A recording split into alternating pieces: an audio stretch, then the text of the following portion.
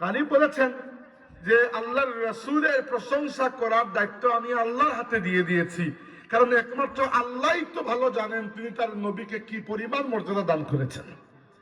আমি করতে গেলে উল্টো আরো বেয়াদবি হয়ে যায় কিনা এটাও একটা বিষয়। তাই আল্লাহর রাসূলের পরিচয় সর্বশ্রেষ্ঠ দিয়েছেন আল্লাহ রাব্বুল আলামিন কোরআনের মধ্যে। আল্লাহর রাসূলের সম্মান সর্বশ্রেষ্ঠ আলোচনা হয়েছে কোরআনের মধ্যে, আল্লাহ পাক করেছেন। আল্লাহর রাসূলের অনেকগুলা পরিচয় আছে।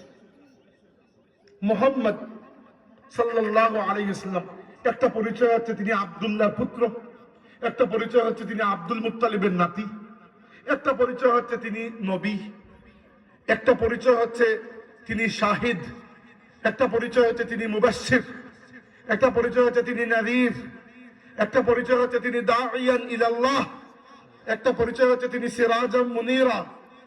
অনেকগুলো পরিচয় আছে, কিন্তু নবীর শ্রেষ্ঠ পরিচয় তিনি দিতে পারেন যিনি নবীকে নবী বানিয়ে পাঠিয়েছেন। এই জন্য আল্লাহ পরিচয় দিয়েছেন। এই পরিচয়টা ভালো করে শুনেন। আল্লাহ বলেছেন মা কানা মুহাম্মাদুন আবা আহাদিম মির রিজালিকুম, মুহাম্মদ তোমাদের মধ্যে কোন পুরুষের পিতা নয়। প্রশ্ন আসে, এটা কোন পরিচয় হইল? এই পরিচয় দেওয়ার দরকার কি আসলে? পুরুষের পিতা হোক আর পুরুষের পিতা না হোক, এটা তো কোনো কিছু যায় আসে না। কেন আল্লাহ এই পরিচয় দিয়েছেন? কিন্তু একটু গভীরে দেখলে দেখবেন আল্লাহ রাব্বুল আলামিন এই পরিচয়ের মাধ্যমে আল্লাহর রাসূলের কি পরিমাণ বেমিসাল একটা শান বয়ান করেছেন। কিভাবে? নবুয়তের যে সিলসিলা আছে, এই সিলসিলায় আমাদের নবী একমাত্র নবী নয়, 1,24,000 নবীকে আল্লাহ পাঠিয়েছেন। কতটুকু? 1,24,000। এই নবীদের মধ্যে অনেক নবী আছেন যাদের পুরো খানদান নবী। যেমন আদম আলাইহিস সালাম নবী, আদম আলাইহিস সালামের পুত্র শীস আলাইহিস সালাম নবী, ইব্রাহিম আলাইহিস সালাম নবী, তার দুই পুত্র ইসমাঈল এবং ইসহাক দুইজনই নবী। ইসহাক আলাইহিস সালামের পুত্র ইয়াকুব তিনিও নবী, ইয়াকুব আলাইহিস সালামের পুত্র ইউসুফ তিনিও নবী আলাইহিমুস সালাম। জাকারিয়া আলাইহিস সালামের পুত্র ইয়াহইয়া তিনিও নবী, দুইজনই বাপ বেটা নবী। দাউদ আলাইহিস সালাম নবী, তার পুত্র সুলাইমানও আল্লাহর নবী। মুসা আলাইহিস সালাম নবী, তার ভাই হারুন আলাইহিস সালাম নবী। এরকম কত নবী আছেন যাদের বংশ পুরোটাই নবী। এবার আমাদের নবী সাল্লাল্লাহু আলাইহি ওয়াসাল্লামকে আল্লাহ পাক রব্বুল আলামিন 7 জন সন্তান দান করেছেন। কয়জন? 7 জন। আমরা খালি নবীর মহব্বত নবীর ব্যাপারে বেশিরভাগ মানুষ জানি না কিছু। আল্লাহর রাসূলের আখলাক সম্পর্কে, আল্লাহর রাসূলের আমাল সম্পর্কে, আল্লাহর রাসূলের পরিবার সম্পর্কে যদি না জানি আমরা।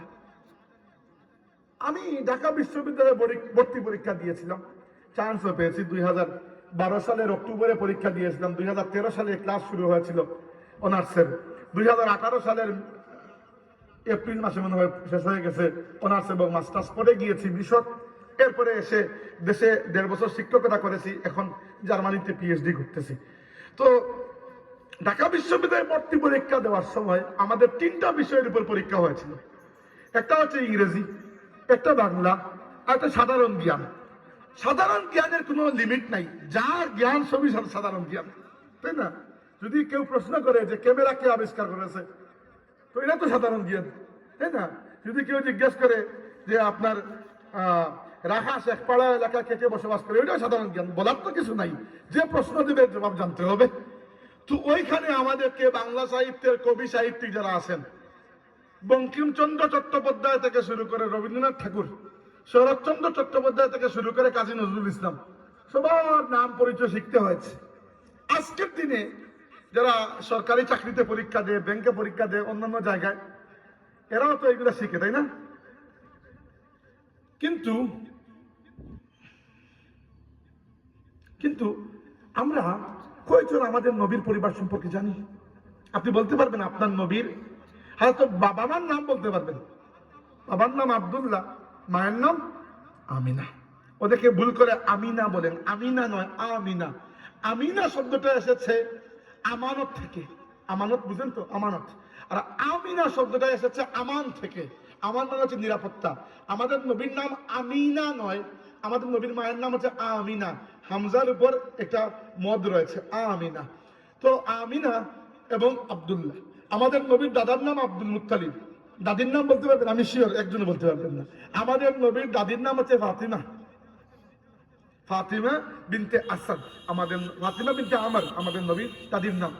আমাদের নবীর দাদা 6টা বিয়ে করেছিলেন, 6টা। 6 বিয়ে থেকে তার 18 জন সন্তান ছিলেন, 12 জন পুত্র, 6 জন কন্যা।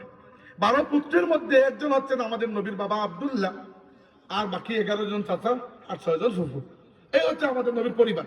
আমাদের নবী সাল্লাল্লাহু আলাইহি ওয়াসাল্লাম বিয়ে করেছিলেন মোট 11টি, এবং এটি নবীর জন্য আল্লাহ রাব্বুল আলামিন খাস করে দিয়েছিলেন। আল্লাহর রাসূল এরপরে আর বিয়ে করতে পারতেন না, কারণ আল্লাহ 11টা বিয়ের পরে বলেছেন, ইয়া রাসূলুল্লাহ, এতটুকু আপনার জন্য আমি আল্লাহ দিয়েছি, এরপরে আর আপনি কোনো মহিলাকে বিয়ে করতে পারবেন না, কাউকে তালাকও দিতে পারবেন না। যারা দুনিয়াতে আপনার স্ত্রী তারা জান্নাতুল ফেরদাউসে আপনার স্ত্রী হবেন। আর এই 11 জন স্ত্রীর মধ্যে 2 জন স্ত্রীর ঘরেই মাত্র সন্তান হয়েছিলেন। একজন আমাদের নবীর প্রথম স্ত্রী, প্রথম ভালোবাসা, প্রথম বন্ধু, প্রথম প্রেমিকা, যাই বলেন না কেন, আমাদের মা, এই পুরো উম্মতের জননী সাইয়্যিদা খাদিজা সালামুল্লাহি আলাইহা। খাদিজা সেই মহিলা যাকে খুদ আল্লাহ জিবরাইলকে পাঠিয়ে নিজে আল্লাহ সালাম জানিয়েছেন। সুবহানাল্লাহ। খাদিজা রাদিয়াল্লাহু আনহার ঘরে আমাদের নবী সাল্লাল্লাহু আলাইহি ওয়াসাল্লামের 6 জন সন্তান হয়েছেন। আর আরেকজন স্ত্রী ছিলেন মারিয়া আল কিবতিয়া রাদিয়াল্লাহু আনহা, মিশরের মহিলা। উনার গর্ভে আমাদের নবীর 1 জন সন্তান হয়েছেন। তো মোট সন্তান হচ্ছে 7 জন, 4 জন মেয়ে, 3 জন ছেলে। জানা উচিত, খালি নিজের আন্দাজি খালি নাম শুননি, পরে দেখা গেল টুন্নি, কেউ কিছু জানে না। এরকম সুন্নি হয়ে লাভ আছে যে নবী সম্পর্কেই জানেন না আপনি। তো আমাদের নবী সাল্লাল্লাহু আলাইহি ওয়াসাল্লামের 4 মেয়ে, নামগুলো জেনে রাখেন, নিজের মেয়ের নাম রাখতে পারেন এই নামগুলোতে, কারণ এগুলো বরকতময় নাম। আল্লাহর রাসূল যেহেতু নামগুলো রেখেছেন। বড় মেয়ের নাম ছিল জাইনব, 2 নম্বর হচ্ছেন রুকাইয়া, 3 নম্বর উম্মে কুলসুম, 4 নম্বর ফাতিমা। আমরা সবাই জানি 4 নম্বর মেয়ের নাম ফাতিমা। এই 4 জন মেয়ে, 3 জন ছেলে। বড়জন নাম হচ্ছে কাসিম। কাসিম আমাদের সমাজে মানুষের নাম থাকে, আমরা একটু চেঞ্জ করে কাসিম বলে দিই, এটা শিন নয় সিন, কাসিম। 2 নম্বর জনের নাম ছিল আব্দুল্লাহ, 3 নম্বর জনের নাম ছিল ইব্রাহিম। আল্লাহর রাসূলকে আল্লাহ 3 পুত্র দিয়েছেন। একজন পুত্র আমাদের বয়স পর্যন্ত পৌঁছান নাই। বড় পুত্র যিনি কাসিম, উনি হাঁটার বয়সে পৌঁছার পরে ইন্তেকাল করেছেন, শুকরিয়া। আর 2 নম্বর আর 3 নম্বর পুত্র একেবারে কুলের বাচ্চা অবস্থায় ইন্তেকাল করেছেন। তো করেছেন তো ঠিক আছে, এখানে তো বড় কি বিষয়? বড় বিষয়, বড় বিষয় এজন্য যে আমাদের নবীর 3 জন পুত্র যদি আমাদের এই বয়সে পৌঁছাইতেন, কিয়ামতের দিন অবশ্যই নবীর উপর তো তারা ঈমান আনতেন, তারা তো মুসলমানই হতেন, নবীর সাথেই তো দাঁড়াইতেন। দেখা যাইত ইব্রাহিম আলাইহিস সালাম দাঁড়িয়েছেন, তার পেছনে 2 পুত্র ইসমাঈল এবং ইসহাক, 2 জনই নবী। দাউদ আলাইহিস সালাম দাঁড়িয়েছেন, তার পেছনে তার পুত্র সুলাইমান, বাপ বেটা 2 জনই নবী। জাকারিয়া আলাইহিস সালাম দাঁড়িয়েছেন, তার পেছনে তার পুত্র ইয়াহইয়া, বাপ বেটা 2 জনই নবী। তা আমাদের নবী দাঁড়িয়েছেন, তার পেছনে তার 3 পুত্র। বড় বয়স হয়েছে, যুবক বয়সী, বাচ্চা নয়, যুবক বয়সী। যদি যুবক বয়সে পৌঁছাইতেন দেখা যেত যুবক বয়সী, কিন্তু তারা নবী নয়। কেন নবী নয়? কারণ আমাদের নবীর মাধ্যমে খতমে নবুয়ত হয়ে গেছে, নবুয়ত সমাপ্ত, আমাদের নবীর পরে আর কোনো নবী আসবেন না। এটা আকীদা, এটা বিশ্বাস, এটা আমাদের আহলে সুন্নাত ওয়াল জামাতের আকীদা। এটা শুধু আহলে সুন্নাত ওয়াল জামাত কেন, ইসলামের প্রত্যেকটা ফিরকার আকীদা এটা। যারা এই আকীদা মানে না এরা কাফির, এরা গুমরাহ নয়, পথভ্রষ্ট নয়, এরা ডিরেক্টলি কাফির। পরিষ্কার হয়েছে বিষয়টা? এগুলো আকীদা। আকীদার পয়েন্টে কোনো হ্যাঁ না যদি কিন্তু চলবে না। আমল হাসলতের পয়েন্টে একটু যদি কিন্তু চলতে পারে। এক ইমাম বলেছেন নাবির নিচে হাত রাখতে, এক ইমাম নাবির উপরে। এইটা ইলমি দরবার, এখানে এত বড় কোনো মারামারির বিষয় না, এগুলো ইলমি কাজ। কিন্তু যেখানে আকীদা, আল্লাহ এক, বাস আকীদা, এখানে কোনো যদি কিন্তু সুযোগ আছে। মুহাম্মদ সাল্লাল্লাহু আলাইহি ওয়াসাল্লাম আল্লাহর বান্দা এবং রাসূল, শেষ নবী, এখানে কোনো যদি কিন্তু বিষয় আছে। কুরআন আল্লাহর কালাম, যদি কিন্তু বিষয় আছে। এগুলো আকীদা। আমলের ব্যাপারে ছাড় আছে, আকীদার ব্যাপারে কোনো ছাড় নাই। তো যদি বলছিলাম মাঝে মধ্যে একটু চা খাবো, কারণ আমাকে প্রচুর চিল্লাইতে হয়, এই জন্য গলা একটু ঠিক রাখতে হয়। এবার রাসূলুল্লাহ সাল্লাল্লাহু আলাইহি ওয়াসাল্লামকে আল্লাহ তাবারাকা ওয়া তাআলা অন্য নবীদের তুলনায় অনেক বেশি মর্যাদা দান করেছেন। এবং এটা শুধু আমাদের নবীকে নয়, আল্লাহ বলেছেন তিলকার রুসুলু ফাদ্দালনা বা'দাহুম আলা বা'দ, রাসূলদের কয়েকজনকে আল্লাহ কয়েকজনের উপরে মর্যাদা দান করেছেন। যেমন ইব্রাহিম হচ্ছেন খলিলুল্লাহ, আল্লাহর বন্ধু। অন্য কোন নবীকে আল্লাহ তার নিজের বন্ধু বলেন নাই। মুসা কালিমুল্লাহ, যার সাথে আল্লাহ বিনা ওয়াস্তায় কোন মিডিয়াম ছাড়াই কথা বলেছেন। অন্য কোন নবীর সাথে আল্লাহ ফেরেশতার মিডিয়াম ছাড়া কথা বলেন নাই। ঈসা আলাইহিস সালাম, তাকে আল্লাহ জিন্দা অবস্থায় আসমানে উঠিয়ে নিয়েছেন। অন্য কোন নবীকে আল্লাহ জিন্দা অবস্থায় আসমানে উঠান নাই। আর আমাদের নবীকে আল্লাহ তামাম নবীদের চাইতে বেশি মর্যাদা দান করেছেন। তাই কিয়ামতের দিন যদি আমাদের নবীর সন্তানরা যুবক বয়সে পৌঁছাইতেন, যে বয়সে নবুয়তের দায়িত্ব পালন করার মতো বয়স হয়, তবুও তো তারা নবী হইতে পারতেন না, যেহেতু আমাদের নবীর পরে আর নবী হবেন না। তাই আল্লাহ চান নাই যে কিয়ামতের দিন আমাদের নবীর মর্যাদা কোন অংশে অন্য নবীর চাইতে একটু কম হোক, এটাও আল্লাহ সুযোগ দেন নাই। আমাদের নবীকে আল্লাহ পুত্র সন্তানের বাবা বানিয়েছেন, কারণ পুত্র সন্তানের পিতা হওয়া একটা গর্বের বিষয়। কিন্তু এই পুত্র সন্তানদেরকে আল্লাহ বালিগ বয়স পর্যন্ত পৌঁছান নাই, কারণ পৌঁছাইলেও তো নবী হইতে পারতেন না। আর যদি পৌঁছাইতেন, নবী না হতেন, তাহলে কিয়ামতের দিন দেখা যেত অন্য নবীদের চাইতে আমাদের নবী সাল্লাল্লাহু আলাইহি ওয়াসাল্লামের মনটা হয়তো একটু কষ্ট পেত যে আমার বাচ্চারা নবী নয়। আল্লাহ এই কষ্টের মধ্যে ফেলেন নাই। আল্লাহ পুত্র সন্তান দিয়ে খুশি করেছেন, আবার একেবারে কুলের বাচ্চা হিসাবে দুনিয়া থেকে বিদায় দিয়ে দিয়েছেন। হিসাব করলে দেখা যায় এর মধ্যে কতটুকু শান রয়েছে। মা কানা মুহাম্মাদুন আবা আহাদিন মিন রিজালিকুম, মুহাম্মদ কোন পুরুষের পিতা নন। অর্থাৎ মুহাম্মদ সাল্লাল্লাহু আলাইহি ওয়াসাল্লামের বাচ্চা হয়েছে মানে পুত্র সন্তান 3 জন, কিন্তু এরা সবাই শিশু ছিল। পুরুষ বয়স পর্যন্ত কেউ পৌঁছায় নাই। পুরুষ হওয়ার জন্য তো একটা বয়স লাগে। 2 বছরের বাচ্চারা তো আপনি পুরুষ বলবেন না, বাচ্চা বলবেন, শিশু বলবেন। এরপরে তোমারে আমি কি বলবো, কিশোর বলবো। এরপরে আরেকটা বয়সে আমাকে কেউ যুবক বলবে, আমাকে তো কেউ বৃদ্ধ বলবে না। বয়সের একটা নাম আছে। তো আল্লাহ রাব্বুল আলামিন বলেছেন যে নবীরা দুনিয়াতে যখন নবুয়তের দায়িত্ব শুরু করেন, একটা বয়সে এসে শুরু করেন। নবী রাসূলকে আল্লাহ রূহ জগৎ থেকেই নবী রাসূল বানিয়ে দিয়েছেন। এমন নয় যে দুনিয়াতে এসে পরীক্ষায় পাশ করে নাম নবী হন না। কিন্তু নবুয়তের দায়িত্ব শুরু করে একটা বয়স আছে। 2 বছরের বাচ্চা তো আর দিনের দাওয়াত শুরু করতে পারবে না। আল্লাহ বলেছেন ওয়ালাম্মা বালাগা আশুদ্দাহু ওয়া বালাগা 40 সানা, যখন 40 বছর বয়সে পৌঁছান তখন প্রকৃতপক্ষে তিনি বালিগ হয়ে যান। শারীরিকভাবে নয়, শারীরিকভাবে তো আপনি 11-12 বছর বয়সে বালিগ হয়ে গেলেন। মানসিকভাবে সম্পূর্ণ বুলুগ আসে 40 বছর বয়সে। এর আগে জুস বেশি থাকে, হুশ থাকে কম। 40-এ আসার পরে মানুষ যেটাকে বলা হয় অ্যাডাল্ট নয়, ম্যাচিউর, ইংরেজিতে বলা হয় ম্যাচিউর হয়ে যায়। মানুষ প্রাজ্ঞ বিজ্ঞ হয়ে যায়। ওই বয়সে আসলে আল্লাহ নবুয়তের দায়িত্ব দেন নবীদেরকে। কিন্তু আমাদের নবীর সন্তানদেরকে আল্লাহ ওই বয়সে দেন নাই, কারণ আমাদের নবীর মনটা যেন কিয়ামতের দিন এতটুকু খারাপ না হয় যে আমার বাচ্চারা নবুয়ত দায়িত্ব পালন করার বয়সে পৌঁছাইল তবুও নবী হইল না, এর সুযোগ আল্লাহ রাখেন নাই, আগে দুনিয়া থেকে নিয়ে গেছেন। এরপরে কি বলেছেন, এইটা একটা পরিচয় যে মুহাম্মদ সাল্লাল্লাহু আলাইহি ওয়াসাল্লাম কোনো পুরুষের পিতা নন, বাচ্চাদের পিতা, কিন্তু পুরুষের পিতা তিনি নন। ওয়ালাকিন, বরং তিনি হচ্ছেন রাসূল, আল্লাহর রাসূল। কেন এখানে আল্লাহর রাসূল এত গুরুত্ব দিয়ে বলা হলো? কারণ আমাদের নবীর আরো বহু মর্যাদা বৈশিষ্ট্য আছে, কিন্তু এই কোন বৈশিষ্ট্য নবীর একার জন্য খাস নয়, আরো মানুষেরও আছে। উদাহরণস্বরূপ আমাদের নবী দেখতে খুবই সুন্দর ছিলেন। তো দেখতে কি আর কোনো মানুষ সুন্দর না? আছে তো, সুন্দর মানুষ দুনিয়াতে আসে না? ইউসুফ আলাইহিস সালাম এত সুন্দর ছিলেন। হয়তো আমাদের নবীর লেভেলের সুন্দর না, কিন্তু কিছু না কিছু সুন্দর তো, ভাইও তো সুন্দর মাশাআল্লাহ দেখতে, আপনিও সুন্দর, আপনিও সুন্দর। সুন্দর তো আরো মানুষ আছে। সুন্দর হওয়া তো আর কোনো ইউনিক গুণ নয়, আরো কত মানুষ সুন্দর আছে। আমাদের নবী সত্যবাদী, এমন তো নয় যে বাকি দুনিয়ার সব মানুষ মিথ্যাবাদী। সত্যবাদী মানুষ আরো আছে না? আছে। আমাদের নবী জ্ঞানী, দুনিয়াতে তো আরো জ্ঞানী মানুষ তো আরো আছেন, আছেন না? আছেন। আমাদের নবী ক্ষমাশীল, আরো ক্ষমাশীল মানুষ দুনিয়াতে আছেন। আমাদের নবী দানশীল, আরো দানশীল মানুষ দুনিয়াতে আছেন। আমাদের নবী বীর মুজাহিদ, আরো কত বীর মুজাহিদ দুনিয়াতে আছেন। এই গুণগুলো আমাদের নবীর মধ্যে আছে, ছিল, কিন্তু এই কোন গুণ আমাদের নবীর কোনো ইউনিক পরিচয় তুলে ধরে না, বেমিসাল, সবার চাইতে আলাদা করে না। সবার থেকে তিনি আলাদা হবেন যখন তার আসল পরিচয় দেওয়া হবে। তার আসল পরিচয় হচ্ছে ওয়ালাকির রাসূলুল্লাহ, তিনি আল্লাহর রাসূল। এই পরিচয় অন্য কারো নাই, এই পরিচয় অন্য কেউ পৌঁছাইতে পারবে না।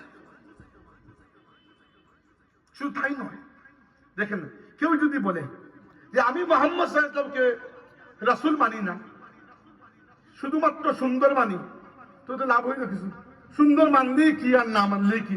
কেউ যদি নবী না মানে, শুধু বলে এটা যে আমি জানি মুহাম্মদ সাল্লাল্লাহু আলাইহি ওয়াসাল্লাম অনেক জ্ঞানী ছিলেন, কিন্তু নবীটাকে মানবো না, তাহলে মুমিন হইতে পারবে?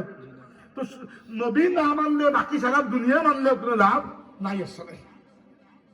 আর এখন কেউ যদি বলে আমার বাবাকে আমি বাবা মানি না, কিন্তু একজন পুরুষ মানি, তো একজন পুরুষ মানলে কি?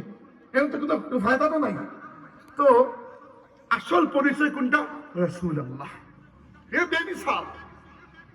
আচ্ছা, এরপরে আমার ব্যক্তিগত একটা মনের মধ্যে খটকা লাগলো যে রাসূলুল্লাহ তো আমার নবী একা নয়, আরো তো রাসূলুল্লাহ ছিলেন। হাদিসে এসেছে আল্লাহ পাক 1,24,000 নবী পাঠিয়েছেন। কতজন? 1,24,000। এর মধ্যে রাসূল হচ্ছেন 315 জন। নবীদের চাইতে রাসূলদের মর্যাদা একটু বেশি, দায়িত্বও একটু বেশি। নবী এবং রাসূলের মধ্যে একটু পার্থক্য আছে। নবীর দায়িত্ব শুধু দিন প্রচার করা, কে মানলো না মানলো এটা বিষয় না। রাসূলের দায়িত্ব শুধু দিন প্রচার করা নয়, রাসূল আল্লাহর পক্ষ থেকে নতুন কিতাব, নতুন শরীয়ত নিয়ে আসেন। রাসূলের দায়িত্ব হচ্ছে ওই শরীয়ত দুনিয়াতে মানুষকে দেখিয়ে, পড়িয়ে, বুঝিয়ে, আমল করিয়ে, বাস্তবায়ন করিয়ে যাওয়া। এজন্য রাসূলের সংখ্যা কম। মানে আমি এরকম বলি যদি, যে সব রাসূল নবী, কিন্তু সব নবী রাসূল নন। বুঝতে পেরেছেন? 1,24,000 নবী, এর মধ্যে 315 জন হচ্ছেন রাসূল। ধরেন সব অতিথি একজন প্রধান অতিথি, উনিও অতিথি, কিন্তু বাকিদের চাইতে উনার হাদিয়া একটু বেশি, তাই না? বা কিছু একটু বেশি, এই জন্য মনে হয় প্রধান অতিথি বলা হয়েছে। এখানে প্রধান অতিথিকে আল্লাহ আমি ধরা খেলাম। আচ্ছা, আমি চিন্তা করেছি আরেকটু। আচ্ছা, এবার এই 15 জন রাসূলের মধ্যে, 315 জন রাসূলের মধ্যে 5 জন রাসূল হচ্ছেন উলুল আজম। উলুল আজম মানে হচ্ছে শ্রেষ্ঠ রাসূল। নাম বলি নূহ আলাইহিস সালাম। নূহ আলাইহিস সালাম প্রথম রাসূল, এর আগে আর কোনো রাসূল ছিলেন না। আপনি বলবেন তাইলে আদম আলাইহিস সালাম শুধু নবী, তিনি রাসূল নয়। আদম আলাইহিস সালামকে আল্লাহ কোনো কিতাব দেন নাই, প্রথম কিতাব দিয়েছেন নূহ আলাইহিস সালামকে। বুঝতে পেরেছেন বিষয়টা? 2 নম্বর ইব্রাহিম আলাইহিস সালাম। এই নাম্বারগুলো মর্যাদার হিসাবে নয়, বয়সের হিসাবে বলছি, কে আগে কে পরে এসেছে এইটা হিসাবে। 2 নম্বর ইব্রাহিম আলাইহিস সালাম, 3 নম্বর মুসা আলাইহিস সালাম, 4 নম্বর ঈসা আলাইহিস সালাম, 5 নম্বর আপনার আমার নবী হযরত মুহাম্মদুর রাসূলুল্লাহ সাল্লাল্লাহু আলাইহি ওয়াসাল্লাম। এই 5 জনকে বলা হয় শ্রেষ্ঠ 5 রাসূল। তাইলে আল্লাহ যদি আমার নবীকে বলেন রাসূলুল্লাহ, সেইটাও তো বেমিসাল হয় না? রাসূলুল্লাহ তার 314 জন আছেন। এজন্য আল্লাহ পাক এখানে আয়াতটি শুরু করেন, শেষ করেন নাই। আল্লাহ আয়াতের পরের অংশে কি বলেছেন? আল্লাহ বলেছেন ওয়ালাকির রাসূলুল্লাহি ওয়া খাতামান নবিয়্যিন। মুহাম্মদ কোন পুরুষের পিতা নয়, তিনি আল্লাহর রাসূল। ওয়া খাতামান নবিয়্যিন, তিনি হচ্ছেন সর্বশেষ নবী। সুবহানাল্লাহ। খাতামান নবিয়্যিন বা সর্বশেষ নবী অন্য কেউ হতে পারবেন না, যার মাধ্যমে নবুয়তকে আল্লাহ পাক খতম করেছেন, নবুয়তকে পরিপূর্ণ করেছেন, নবুয়তের সিলসিলাকে সমাপ্ত করেছেন। তিনি আপনার আমার নবী, তাজদার কাউনাইন, ইমামুল আম্বিয়া, আল মুস্তাফা ওয়াল মুজতাবা, মুহাম্মাদুর রাসূলুল্লাহ সাল্লাল্লাহু আলাইহি ওয়াসাল্লাম। তাই এই আয়াতের মাধ্যমে আমি বলেছিলাম আমাদের নবীর যেরকম পরিচয় আল্লাহ দিয়েছেন, অন্য কোন জায়গায় আমাদের নবীর এইরকম কমপ্লিট পরিচয় কেউ কখনো দিতে পারে নাই। আল্লাহ 3টা জিনিস দিয়ে পরিচয় দিয়েছেন। 1 নম্বর হচ্ছেন যে মুহাম্মদ সাল্লাল্লাহু আলাইহি ওয়াসাল্লাম কোনো পুরুষের পিতা নন। এর অর্থ কি? এর অর্থ হচ্ছে কিয়ামতের দিন কোন সুরতে অন্য কোন রাসূলের চাইতে আমাদের নবীর মর্যাদাকে কমানো, এইটাও আল্লাহ পাক সুযোগ দিয়ে রাখেন নাই। 2 নম্বর হচ্ছে তার মূল পরিচয়, তিনি অনেক কিছু। তিনি যেহেতু নবী, তাই তিনি উম্মতের শিক্ষক। আমাদের নবী মুআল্লিম, আমাদের নবী মুযাক্কির। আল্লাহ বলেছেন ফাযাক্কির ইন্নামা আনতা মুযাক্কির। আমাদের নবী মুযাক্কি, তাজকিয়া করেন, যিনি অন্তরকে পরিষ্কার করেন, তিনি মুযাক্কি। আমাদের নবী মুযাক্কি। আমাদের নবী হিজরত করেছেন, তিনি মুহাজির। আমাদের নবী জিহাদ করেছেন, তিনি মুজাহিদ। কিন্তু এইগুলা কোনোটাই তার নাম্বার 1 পরিচয় নয়। নাম্বার 1 পরিচয় হচ্ছে ওয়ালাকিন রাসূলুল্লাহি ওয়া খাতামান নবিয়্যিন, তিনি আল্লাহর রাসূল এবং শেষ নবী। এইটা মানতে হবে, আর এইটা মানলে তার কথাগুলোও শুনতে হবে। পরিষ্কার হয়েছে? এরপরে আয়াত আল্লাহ কি বলেছেন? ওয়াকান আল্লাহু বিকুল্লি শাইইন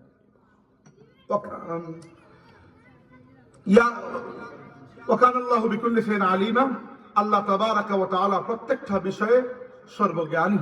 অর্থাৎ আল্লাহ তার রাসূলকে কি দিয়েছেন, আল্লাহ রাব্বুল আলামিন তার রাসূলকে কতটুকু মর্যাদা দিয়েছেন, সবই আল্লাহ তাবারাকা ওয়া তাআলার জানা আছে। এরপর আল্লাহ বলেছেন ইয়া আইয়ুহাল্লাযীনা আমানু যকুরুল্লাহা যিকরান কাসীরা।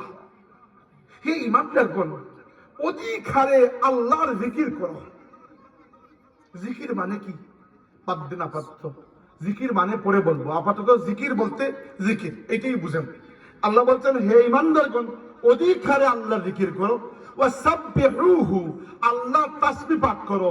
বুকরাতাও ওয়া আসীলা, সকাল এবং সন্ধ্যায়। হুয়াল্লাযী ইউসাল্লি আলাইকুম, আল্লাহ নিজে তোমাদের প্রতি সালাত প্রেরণ করেন। আল্লাহ নিজে তোমাদের প্রতি, উম্মতের প্রতি সালাত প্রেরণ করেন। ওয়া মালাইকাতুহু, এবং আল্লাহর ফেরেশতারাও করেন। সালাত প্রেরণ করা মানে কি পরে বলবো, এটা আপাতত সালাত প্রেরণ দ্বারা সালাত প্রেরণ একটু বুঝেন। কেন সালাত প্রেরণ করেন? লিইখরিজাকুম মিনাজ যুলুমাতি ইলান নূর, যে তোমাদেরকে অন্ধকার থেকে আলোর পথে, নূরের পথে আল্লাহ রাব্বুল আলামিন বের করে নেন। ওয়া কানা বিল মুমিনিনা রাহিমা, আর আল্লাহ মুমিনদের প্রতি বড়ই দয়ালু। কতটুকু দয়ালু? তাহিয়াতুহুম ইয়াওমা ইয়ালকাউনাহু সালাম। এই মুমিনরা যখন জান্নাতে গিয়ে আল্লাহর সাথে মুলাকাত করবে, আল্লাহ নিজে সালামের মাধ্যমে এদেরকে সাদর সম্ভাষণ জানাবেন। ওয়া আ'আদ্দা লাহুম, এই মুমিনদের জন্য প্রস্তুত করে রাখা হয়েছে আজরান কারীমা, অত্যন্ত সম্মানী রিজিক, সম্মানী বিনিময়, সম্মানী জাযা। এই হচ্ছে আয়াতের একটা লামসাম অর্থ। এবার একটু 2-3টা জিনিস নিয়ে কথা বলবো। নাম্বার 1 কথা হচ্ছে জিকির। জিকির কাকে বলে? আমাদের সমস্যা হচ্ছে আমাদের মায়ের ভাষা আরবি নয়, এজন্য আমরা আরবি ভাষা শিক্ষা করার ক্ষেত্রে আমাদের একটা সীমাবদ্ধতা, একটা লিমিটেশন তো থাকে, তাই না? এজন্য একটা শব্দ তার প্রকৃত অর্থ এবং অর্থের ব্যাপকতা সম্পর্কে অনেক সময় আমরা বুঝি না। যেমন আমাদের সমাজে জিকির বলতে শুধুমাত্র 2-4টা বাক্যকে মনে করা হয় যে এগুলোই মনে হয় জিকির। অথচ জিকির জিনিসটা অনেক বড়, অনেক বিশাল। জিকির অর্থ কি? জিকির অর্থ হচ্ছে স্মরণ করিয়ে দেওয়া। আল্লাহর কথা যখন মানুষকে স্মরণ করিয়ে দেওয়া হয়, এটার নাম হচ্ছে জিকির। আল্লাহ কি বলেছেন? ইয়া আইয়ুহাল্লাযীনা আমানু যকুরুল্লাহা যিকরান কাসীরা, হে ঈমানদারগণ, অধিক হারে আল্লাহর জিকির করো। এবং অধিক হারে আল্লাহর জিকির কিভাবে করবেন? আমি জিকিরের কয়েকটা পদ্ধতি শিখিয়ে দিই আপনাদেরকে। ইনশাআল্লাহ এই পদ্ধতিগুলোর মাধ্যমে জিকির করবেন, জিকিরের মোটামুটি একটা হক আদায় হবে। জিকির নাম্বার 1, আল্লাহর প্রথম সবচেয়ে বড় জিকির হচ্ছে নামাজ কায়েম করা। নামাজ সবচেয়ে বড় জিকির। মুসা আলাইহিস সালামকে আল্লাহ বলেছিলেন ইয়া মুসা ইন্নানি আনাল্লাহু লা ইলাহা ইল্লা আনা ফা'বুদনি ওয়া আকিমিস সালাতা লিযিকরি। আল্লাহ বলেছেন মুসা, আমি তোমার আল্লাহ, আমি ছাড়া অন্য কোনো মাবুদ নাই, আমার ইবাদত করো। ও আকিমিস সালাতা লিযিকরি, এবং আমাকে স্মরণ করার উদ্দেশ্যে, আমার জিকিরের উদ্দেশ্যে তুমি নামাজ কায়েম করো। এই কথার অর্থ হচ্ছে যে ব্যক্তি 5 ওয়াক্তের নামাজের ব্যাপারে যত্নবান নয়, ওই ব্যক্তির আর কোন জিকিরের করলেও যা, না করলেও তা।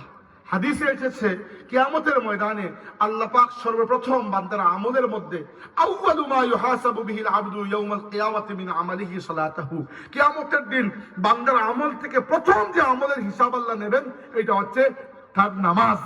নামাজ ঠিক আছে, বাকিগুলার হিসাব আসবে। নামাজ ঠিক নাই, আল্লাহ আর দেখবেন না কে কি করছে, ডিরেক্ট জাহান্নাম। বুঝতে পেরেছেন? যে ব্যক্তির 5 ওয়াক্তের নামাজই এখনো ঠিক নাই, এই সকল ওয়াজ মাহফিল দিয়ে দরকার আছে কিছু? সবই ফাউল, বোগাস কথা। আপনি প্রথমে নামাজের যত্নবান হন। আপনি প্রথমে নামাজের যত্নবান হন, নামাজের প্রতি যত্নবান হইলে বাকি কিছুর ফায়দা আছে। 5 ওয়াক্তের নামাজ ঠিক নাই, বাকি কোনো কিছুতে ফায়দা নাই। বিশেষ করে আমার তরুণ ভাইদেরকে বলছি, আমাকে বলার দরকার নাই, যদি আপনার মনে হয় আপনি এখনো 5 ওয়াক্তের নামাজের ব্যাপারে পুরোপুরি যত্নবান নয়, শাবান মাস চলছে, সামনে আসছে রমাদান। রমাদান হচ্ছে এই উম্মতের মাস। আল্লাহ নবী বলেছেন, যে ব্যক্তি রমজান মাস পেল আর রমজানকে কাজে লাগিয়ে তার জীবনের তামাম গুনাহকে মাফ করাতে পারলো না, ওই ব্যক্তি বরবাদ হয়ে গেছে, আর কোনোভাবে সে গুনাহকে মাফ করাইতে পারবে না। অতএব রমজানকে সামনে রেখে আমরা কি একটা রুটিন করতে পারি না?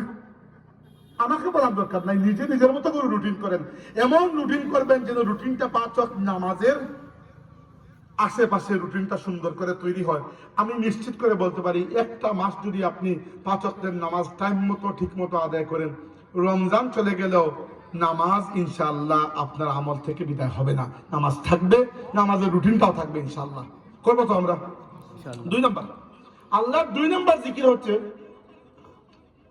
কোরআন শরীফ তিলাওয়াত করা। আমরা মনে করি না যে এটা জিকির, এটাও জিকির। কোরআনের নামই হচ্ছে জিকির। আল্লাহ বলেছেন, ইন্না নাহনু নাযালনা যিকরা ওয়া ইন্না লাহু লাহাফিজুন। আমি আল্লাহ এই জিকিরকে নাজিল করেছি এবং এই জিকিরকে হেফাজত করার দায়িত্ব আমি আল্লাহ নিজের কাছে রেখে দিয়েছি। এই জিকির কোনটা? কোরআন। আল্লাহ নবী বলেছেন, আল কুরআন হাবলুল্লাহিল মামদুদ মিনাস সামাই ইলাল আরদি তারাফুহু বিয়াদিল্লাহি ওয়া তারাফুহু বিআইদিকুম। হে আমার উম্মত, মনে রাখবে, কোরআন হচ্ছে আসমান থেকে জমিন পর্যন্ত টাঙ্গানো আল্লাহর সেই মজবুত রশি, যে রশির এক প্রান্ত তোমাদের হাতে, আরেক প্রান্ত আল্লাহর হাতে। আল্লাহর সাথে কথোপকথন করা, ডিরেক্টলি কথাবার্তা বলার জন্য কোরআন ছাড়া আর কোনো উপায় নাই। নবী রাসূলদের জন্য ওহী নাজিল হতো। আমাদের নবী যেহেতু শেষ নবী, আমাদের নবীর ইন্তেকালের সাথে সাথে ওহীর দরজা চিরতরে বন্ধ হয়ে গেছে। যেহেতু আর কোনো নবী আসবেন না, অতএব আর কোনো ওহী নাজিল হবে না। আমাদের নবীর উপর যে ওহী নাজিল হয়েছে, সেই ওহীর নাম হচ্ছে কোরআন শরীফ। সেই কোরআন শরীফকে আল্লাহ কিয়ামত পর্যন্ত আল্লাহর কালাম হিসাবে আমাদের জন্য রেখেছেন এবং আমরা এই কালাম মুখে নিয়ে নামাজে দাঁড়াইলে প্রত্যেকটা কালামের পিঠে পিঠে আল্লাহ আমাদের জবাব দান করেন। হাদিসে এসেছে, বান্দা যখন নামাজে দাঁড়ায়, ইযা ক্বালা আল আবদু আলহামদুলিল্লাহি রাব্বিল আলামিন ক্বালা আল্লাহু তাআলা হামিদানি আবদি। বান্দা নামাজে দাঁড়িয়ে যখন বলে আলহামদুলিল্লাহি রাব্বিল আলামিন, প্রথম আয়াত সূরা ফাতিহা, আল্লাহ তখন ফেরেশতাদেরকে দেখে বলেন, হামিদানি আবদি, তোমরা দেখো আমার বান্দা আমার প্রশংসা করছে। ইযা ক্বালা আল আবদু আর রহমানির রহিম, বান্দা যখন বলে আর রহমানির রহিম, 2 নম্বর আয়াত, ক্বাল আল্লাহু তাআলা, আল্লাহ তখন দেখে বলেন আসনা আলাইয়া আবদি, দেখো আমার বান্দা আমার সানা, আমার গান, আমার গীত গাইছে। ইযা ক্বাল আল আবদু মালিক ইয়াউমিদ্দিন, বান্দা যখন নামাজে দাঁড়িয়ে বলে, 3 নম্বর আয়াত, মালিক ইয়াউমিদ্দিন, ক্বাল আল্লাহু তাআলা, আল্লাহ তখন দেখে বলেন মাজ্জাদানি আবদি, তোমরা দেখো আমার বান্দা আমার বড়ত্ব বয়ান করছে। ইযা ক্বাল আল আবদু ইয়াকা না'বুদু ওয়া ইয়াকা নাস্তাঈন, 4 নম্বর আয়াত যখন বান্দা পড়ে, আল্লাহ তখন ডেকে বলেন হাযা বাইনি ওয়া বাইনা আবদি ওয়া লিআবদি মা সাআল। এই যে আয়াতটা আমার বান্দা পড়লো, এই আয়াতটাকে আমি আল্লাহ 2 ভাগে ভাগ করে দিলাম। এক ভাগ আমি রাখলাম, এক ভাগ আমার বান্দাকে দিয়ে দিলাম। মানে বান্দা কি বলেছে, ইয়াকা না'বুদু, আমরা কেবল তোমারই ইবাদত করি, ওয়া ইয়াকা নাস্তাঈন, আমরা কেবল তোমার কাছেই সাহায্য চাই। ইবাদত আল্লাহ রেখে দিলেন আর আল্লাহ সাহায্য আল্লাহ বান্দাকে দিয়ে দিলেন। অন্য কোনোভাবে আপনি আল্লাহর সাথে ডিরেক্ট কালাম করতে পারবেন না। মেরাজে আমাদের নবী আল্লাহর সাথে কথা বলেছেন, এটা তো আমরা জানি।